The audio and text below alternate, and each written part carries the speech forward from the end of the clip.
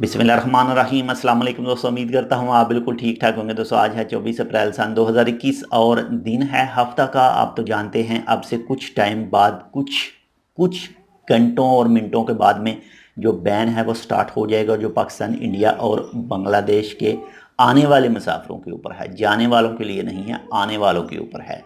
तो इस तरह से आज अल हिंद ट्रैवल एंड टूर्स ने एक खसूसी फ़्लाइट का इंतज़ाम किया था, जो केरला, इंडिया और वहाँ का जो कालीकट है वहाँ से एक फ़्लाइट आई है मस्कत में 185 मुसाफिरों को लेकर, और 185 मुसाफिरों के साथ 5 इन्फेंट यानी बच्चे भी साथ में शामिल हैं। जो इन्फेंट हैं वो भी साथ में शामिल थे।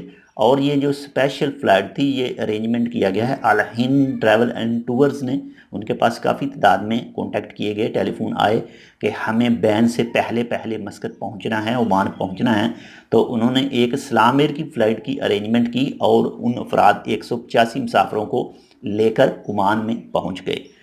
तो नेक्स्ट भी उनका कुछ इरादा है कि अगर मिसाल के तौर पर जैसे आज से बैन स्टार्ट हो जाएगा तो ओमान के अंदर जितनी भी एयरलाइनें ऑपरेट करती हैं उनको बैन नहीं है, वो ट्रैवल कर सकती हैं, यानी जा भी सकती हैं इन बैन कंट्रीज़ में और वापस भी आ सकती हैं। लेकिन हो सकता है कुछ फ़्लाइटें अपना जो इरादा है वो तर्क कर दें। तो इस हवाले से उनके मुताबिक कहा गया है कि बाद में भी चार्टर फ़्लाइटें जो हैं वो अरेंजमेंट हो सकती है, अगर जो कोई भी पाकिस्तान, इंडिया, बांग्लादेश जाना चाहे ओमान से। तो इसके हवाले से अगर आपको नेक्स्ट यानी आने वाले दिनों में आपको फ़्लाइट ना मिले तो आप कॉन्टैक्ट कर सकते हैं उनके साथ।